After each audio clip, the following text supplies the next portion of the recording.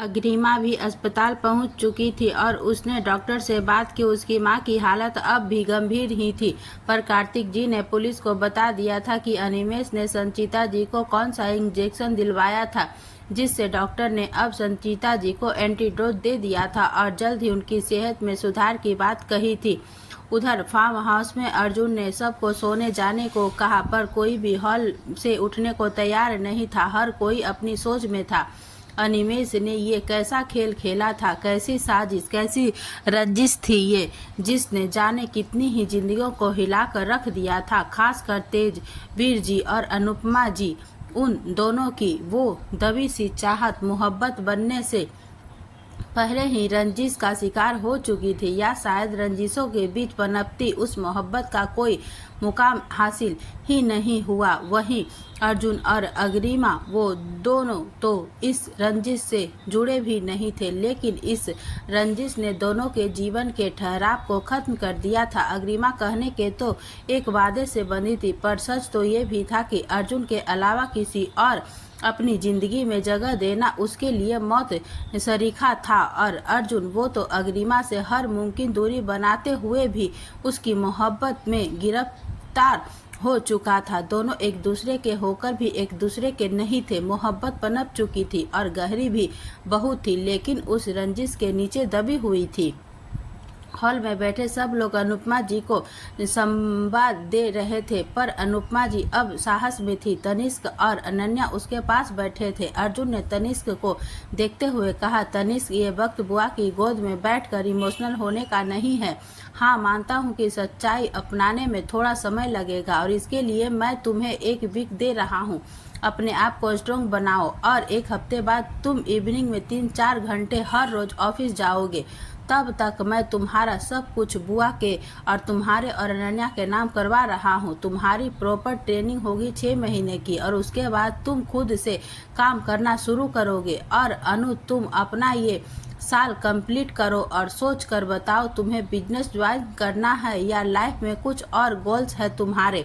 अनुपमा की जी ने अर्जुन को देखा तो अर्जुन बोला, आपको भी फ्री नहीं बैठना है बुआ। मैं चाहता हूँ कि आप अपनी काउंसलिंग पूरी करो और बिल्कुल स्वस्थ हो जाओ। अथर्व ने अर्जुन की बात सुनकर उससे कहा, तनिष्क के लिए ज़्यादा बर्डन ना हो जाए, ऑफिस और कॉलेज एक साथ। अर्जुन ने तनिष्क को अपनी आंखें छोटी करते हुए देखा तो उसने जल्दी से ना में गर्दन हिला दी और कहा, नहीं भाई, I will be okay. Arjun ने अपनी एक भव्य उचकाकर अथर्व को ऐसे देखा मानो उससे कह रहा हो कि देखा, मैं कभी गलत नहीं होता। अथर्व ने भी उसे घूर कर कहा, वाट एवर। हर कोई अनुपमा जी से तेजवीर की बारे में बात करना चाहता था, पर सब झिझक रहे थे। आखिरकार अथर्व ने हिम्मत करते हुए अपनी बुआ से पूछा, बुआ, क्या आप अब भी तेजवीर जी से?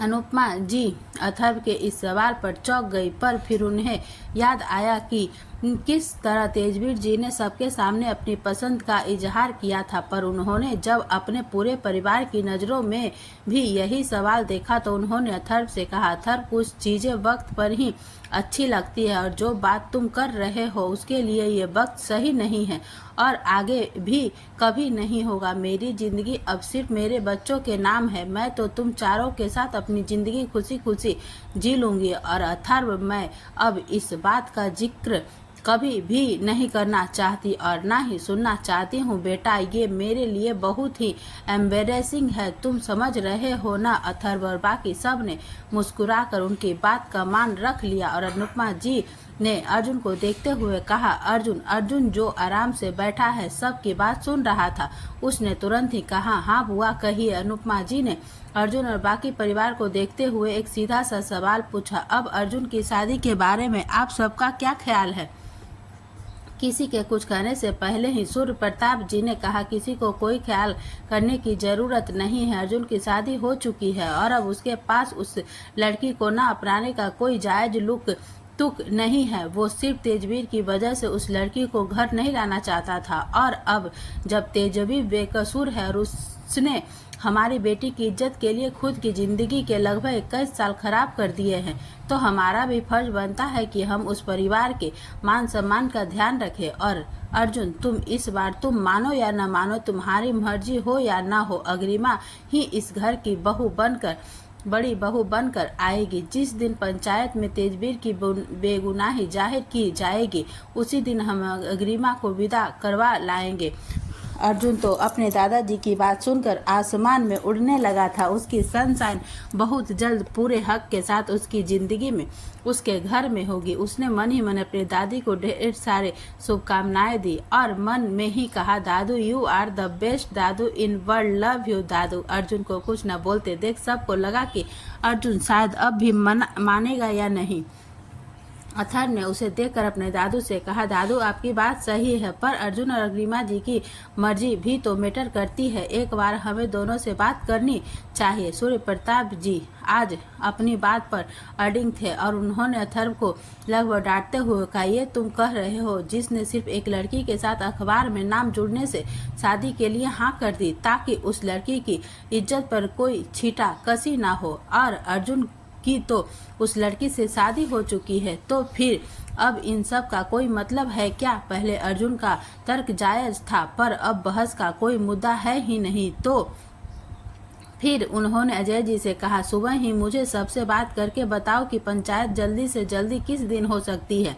अजय जी ने अथर्व को देखा, जो इशारे से उन्हें अपने दादू को समझाने की बात कह रहा था। और फिर अजय जी ने अपने पिता से कहा, जी बाबूजी, मैं बात करता हूँ सुबह ही, लेकिन बिना अर्जुन और उस लड़की की मर्जी के। एक बार फिर हम इन दोनों के साथ कहीं नाइंसाफी ना कर दे। अर्जुन का ध्यान सबकी बातों पर गया तो उसे लगा कि कहीं उसका भाई और उसके डैड कुछ गड़बड़ ना कर दे। तो उसने जल्दी से अपने दादू से कहा, दादू मुझे कोई दिक्कत नहीं है, जैसा आप चाहते हैं वैसा ही होगा। अर्जुन का दिल तो इस खुशी से छलांगे मार रहा था, पर चेहरे के भाव कुछ ऐसे थे कि उसे किसी बात से कुछ खास फर्क नहीं पड़ रहा था। अथर्व को कहीं न कहीं कबीर की शादी से ही यह शक हो रहा था कि अर्जुन शायद अग्रिमा को पसंद करने लगा है, पर अर्जुन कुछ भी खुलकर नहीं कह रहा था। तो अथर्व को अब डाउट होने लगा था कि कहीं यह उसका वहम तो नहीं है। उसने एक बार फिर कोशिश करते हुए कहा, अर्जुन, तूने बुआ से प्रॉमिस किया था कि तू बुआ की पसंद की लड़की से शादी करेगा, तो फिर अब कैसे? अर्जुन एक पल को चुप हो गया, पर आज तो भगवान भी उसके साथ ही थे। उसके कुछ कहने से पहले ही अनुपमा जी ने अथर्व से कहा, अथर्व, मुझे तो अग्रिमा बहुत पहले से ही पसंद है, बल्कि नितिक्षा तो मुझे कभी पसंद थी ही नहीं, और अग्रिमा तो मुझे पहली बार में ही पसंद आ गई थी। अर्जुन का दिल तो अब खुशी से भांगड़ा करने लगा था। एक अलग ही एनर्जी आज उसने अपने अंदर महसूस हो रही थी। उसे तो लगा था कि सनशाइन को अपना बनाने के लिए उसे सबको मनाना पड़ेगा, लेकिन यहाँ तो सब उसे मना रहे थे। आज तो उसे अथर्व और अपने डैड अपने दुश्मन नजर आ रहे थे, क्योंकि वो दोनों बार बार सबको इस फैसले के बारे में सोचने के लिए कह रहे थे, लेकिन इसमें उनकी भी गलती नहीं थी, क्योंकि अर्जुन ने कभी किसी के सामने ये जताया ही नहीं था कि उसे अग्रिमा पसंद है। काफ़ी देर एक दूसरे से बातें करने के बाद सब ने डिसाइड किया कि अर्जुन के परिवार वाले कल अग्रिमा और उसके परिवार से मिलने अस्पताल जाएंगे और पंचायत वाले दिन ही अग्रिमा को विदा करने की बात कहेंगे। अर्जुन ने सुनकर बहुत खुश था।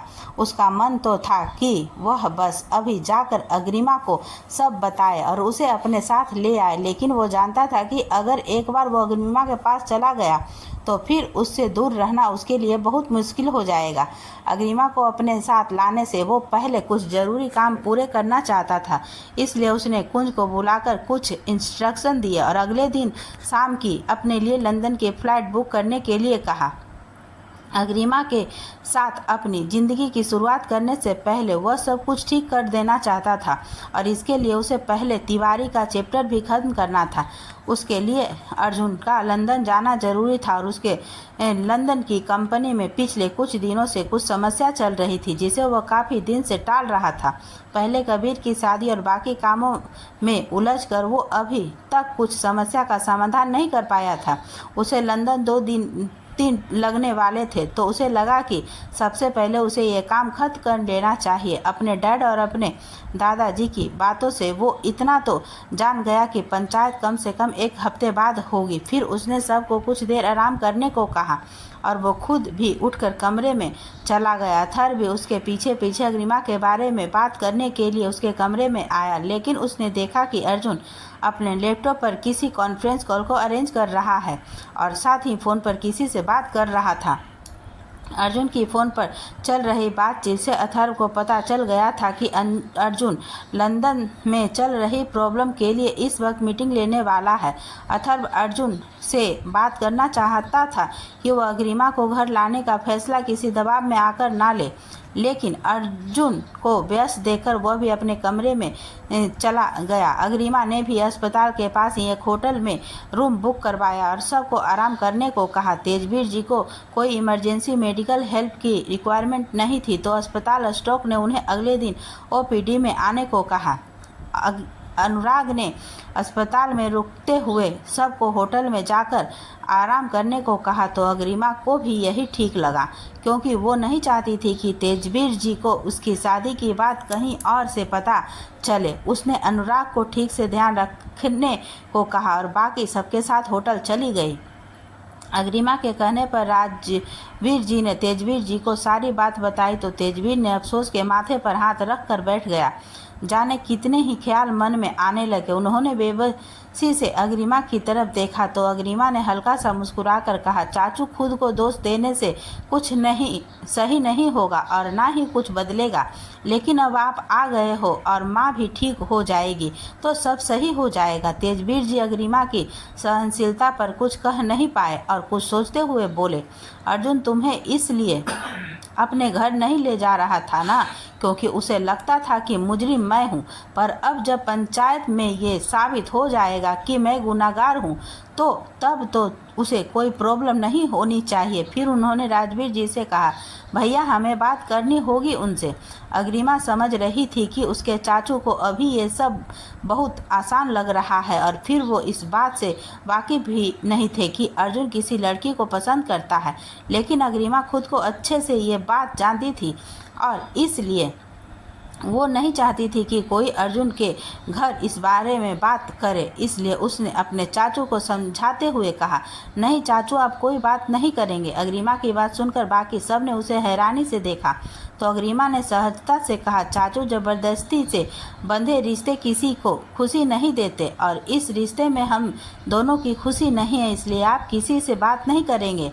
ये बोलकर वो एक अलग कमरे में आ गई और बेड पर लेट गई। अपनी सुनी आंखों से कमरे की छत को ताकते हुए वो सोचने लगी, आपसे क्या कहूँ चाचू, अर्जुन की खुशी मेरे साथ नहीं है और अगर वो खुश नहीं है तो मैं कैसे खुश हो सकती हूँ। वैसे तो मैं जानती हूँ कि अर्जुन जल्दी ही उस लड़की से प्यार का इजहार कर देंगे और कोई भी लड़की उन्हें ना नहीं कहेगी, लेकिन अगर ऐसा कुछ हुआ भी तो मैंने उनसे वादा किया है कि मैं उनकी मदद करूँगी। उन्हें मेरी मदद की ज़रूरत शायद इसलिए ही है कि कहीं ये समाज या मेरा परिवार उनकी शादी पर कोई सवाल ना उठाए और मुझे हर हाल में उनकी मदद करनी होगी।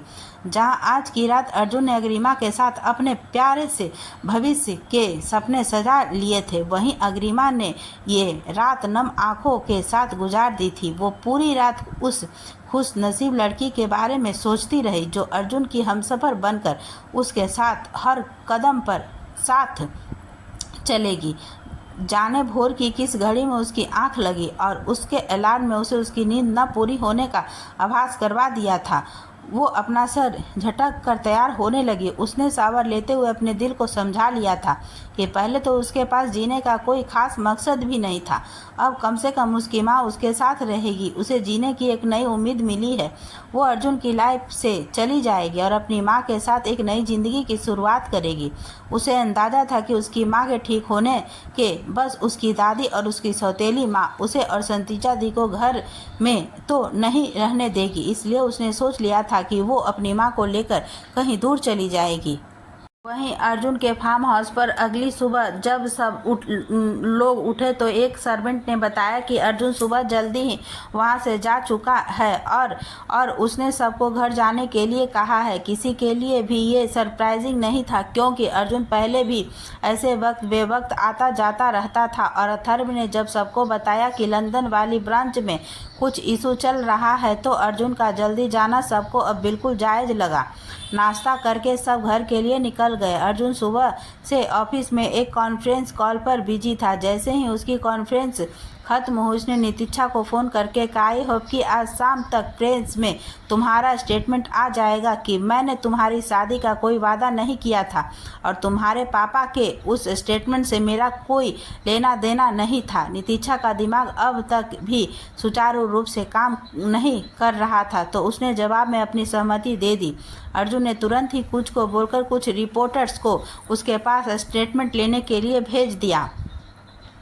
अर्जुन अब अपने केबिन में अपनी हेड चेयर पर सिर टिकाए आंखें बंद किए हुए गहन सोच में बैठा था और कुछ देर बाद कुंज ने आकर उससे कहा, सर चलिए। अर्जुन भी तुरंत ही उठकर कुंज के साथ ऑफिस से बाहर निकल गया और कुछ देर बाद वो अपने फार्म हाउस में था। उसके घरवाले वहां से पहले ही जा चुके थे। फार्म हाउस में आते ही अर्जुन वहां एक तरफ बने सर्वेंट क्वार्टर में से आखिरी क्वार्टर की ओर बढ़ गया। वो सर्वेंट क्वार्टर बाकी क्वार्टर से बड़ा था और उसे देखकर लग रहा था कि ये कमरा रहने के लिए इस्तेमाल नहीं किया जाता है।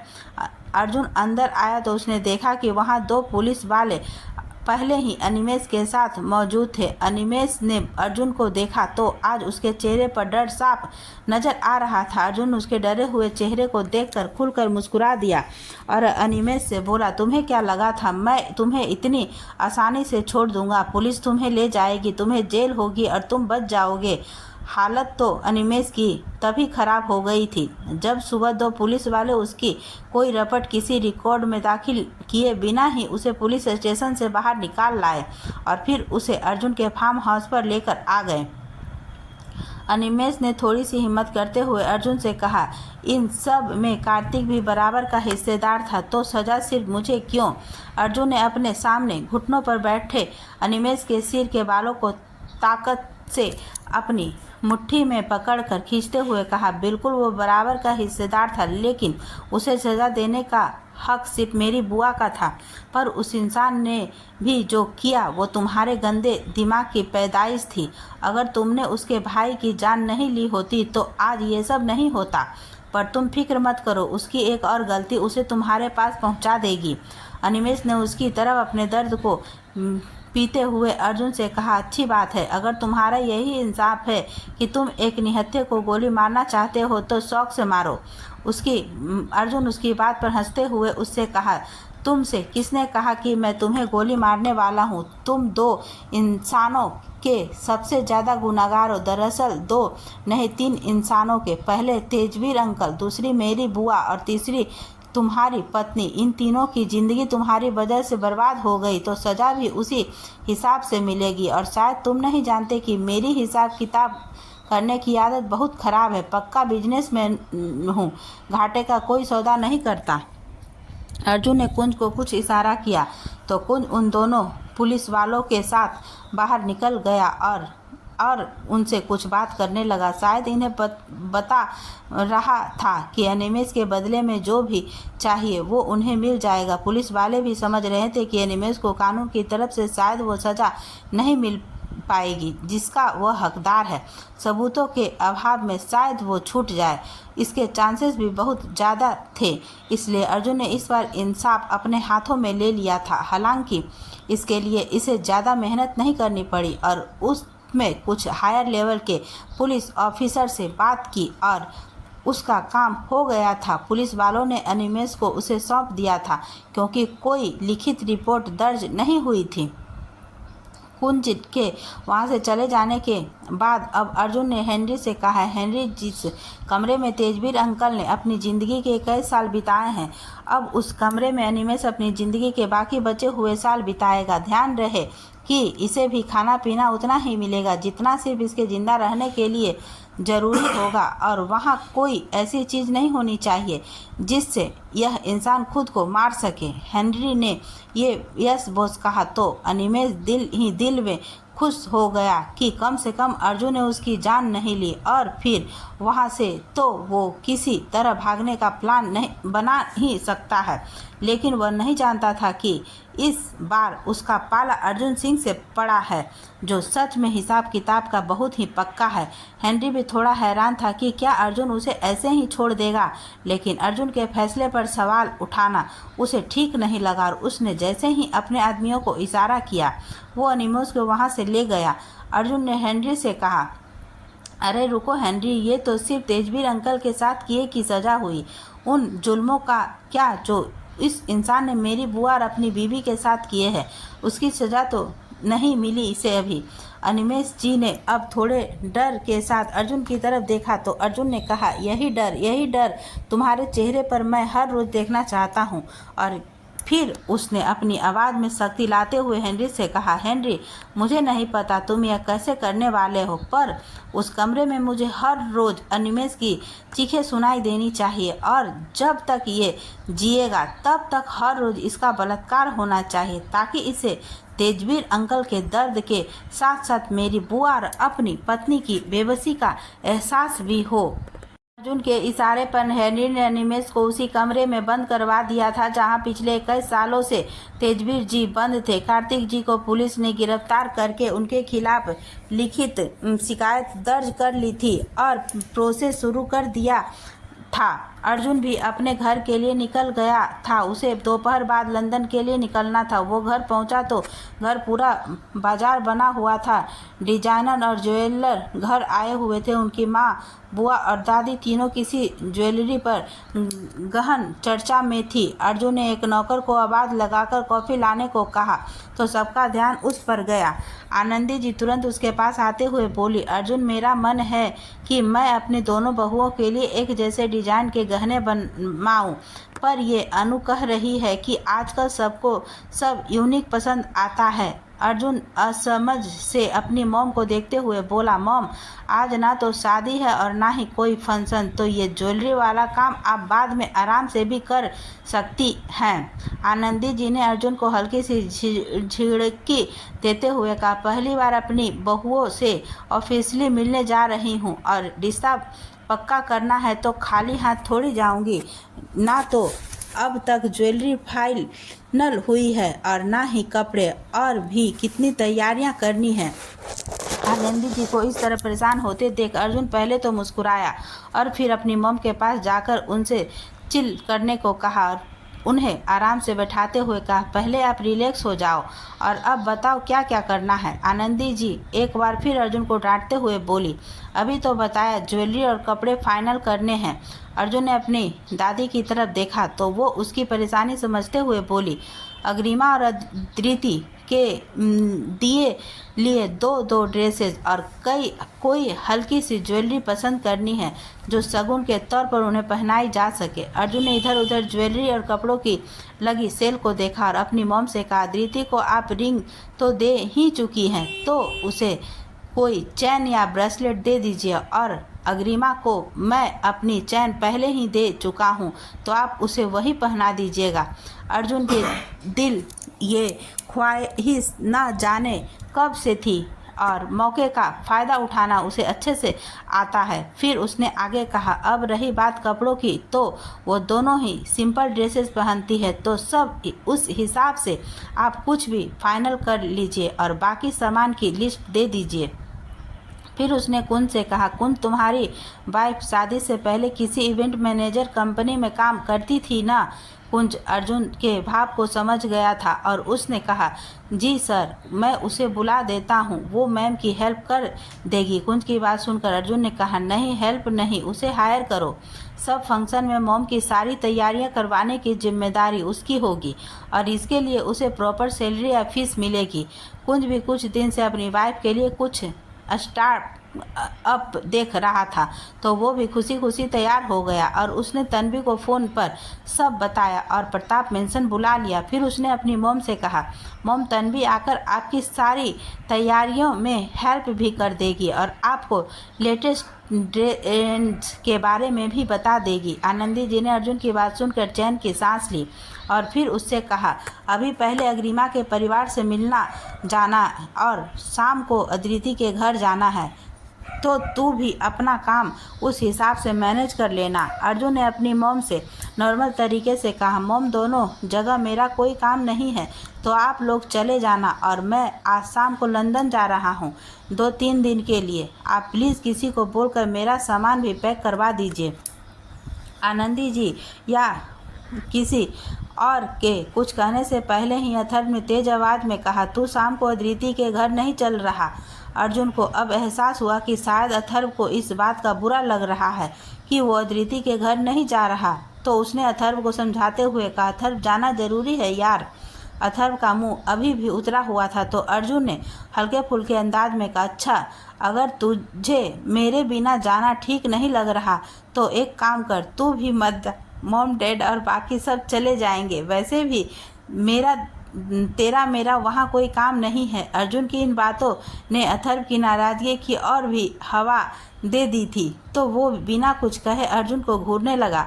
तो अर्जुन उसे नज़रअंदाज करते हुए अपनी मॉम के पास आकर बोला, मॉम आप ना अदिति के लिए सारी ड्रेसेस येलो कलर की ही लेना। आनंदी जी हंस पड़ी और तभी अर्जुन के फेस पर आकर एक कुशन लगा जो अथर्व ने चिढ़ते हुए फेंक कर मारा था।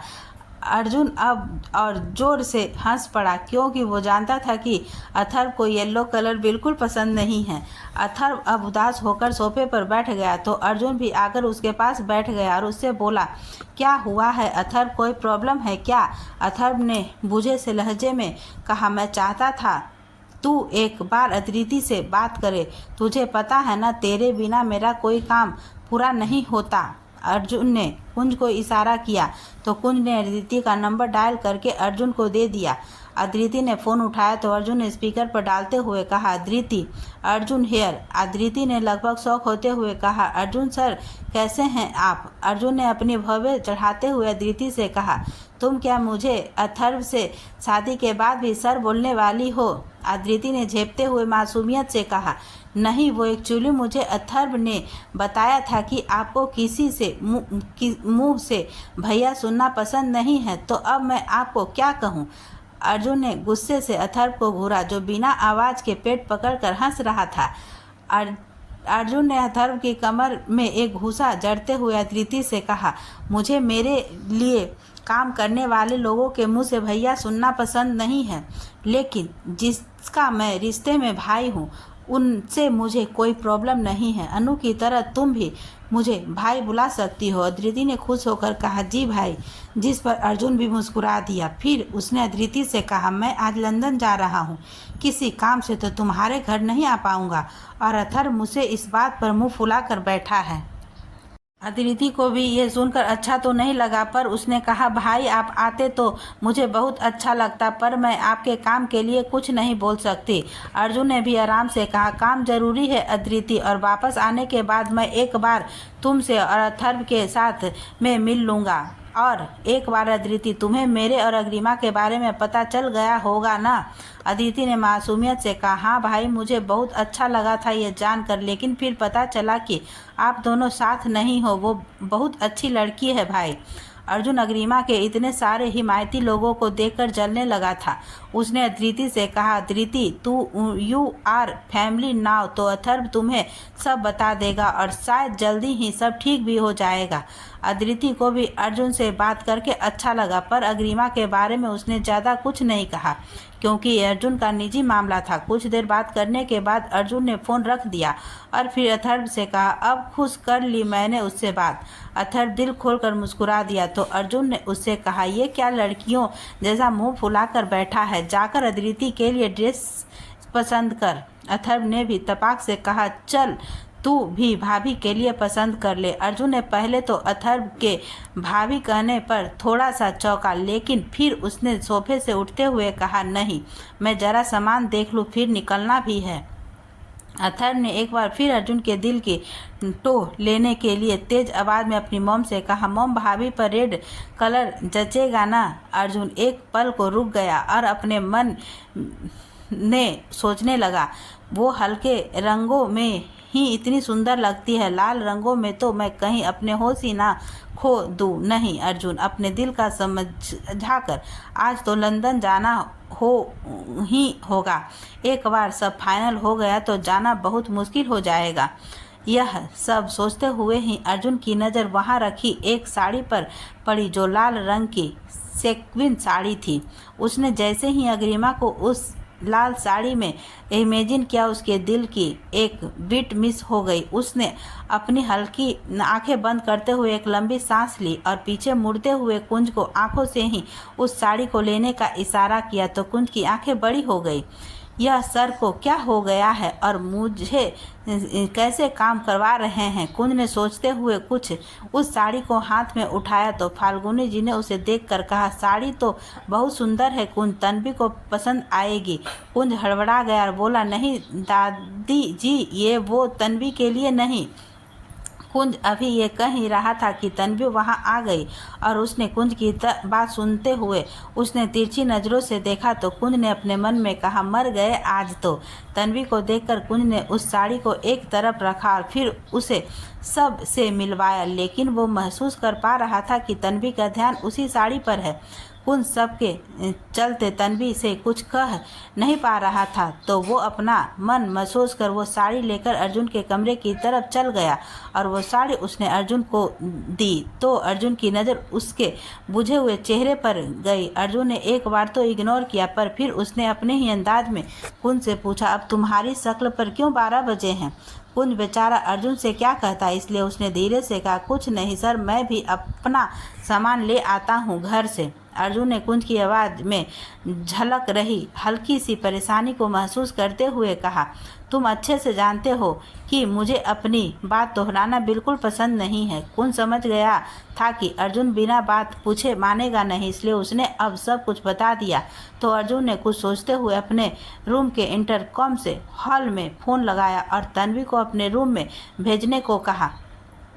तन्वी वहां आए और उसने अर्जुन को विश किया तो अर्जुन ने उसे वो साड़ी देते हुए कहा, यह साड़ी मुझे किसी को गिफ्ट करनी है तो इसे तैयार करवा देना।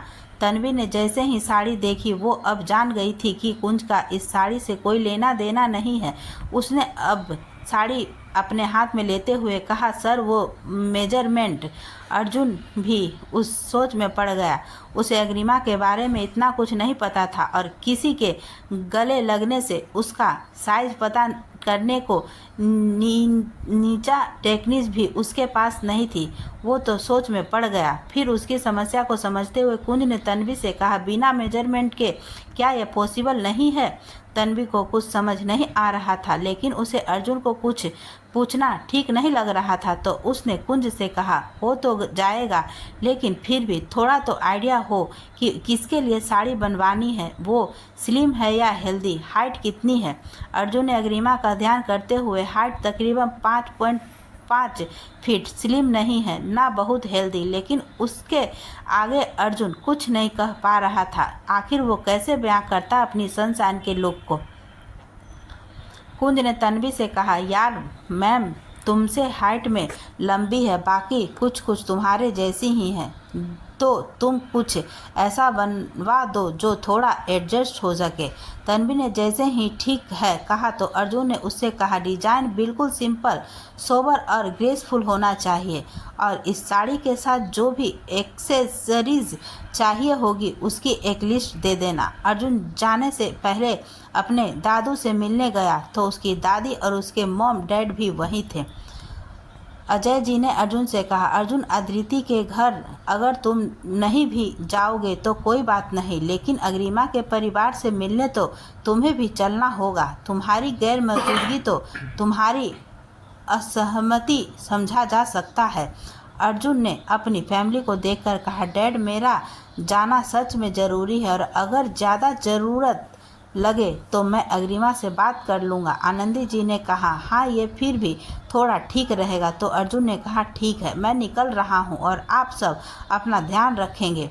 मैं अग्रिमा को आप सब के उसकी फैमिली से मिलने के बारे में बता दूंगा और उससे बात कर लूँगा। अर्जुन जा चुका था और उसने हेनरी को यहीं अपनी फैमिली की सुरक्षा के लिए छोड़ दिया था। उसने गाड़ी में अपने फ़ोन से अग्रिमा का नंबर डायल किया और अस्पताल में अग्रिमा को फ़ोन पर फ्लैश हुआ मूनलाइट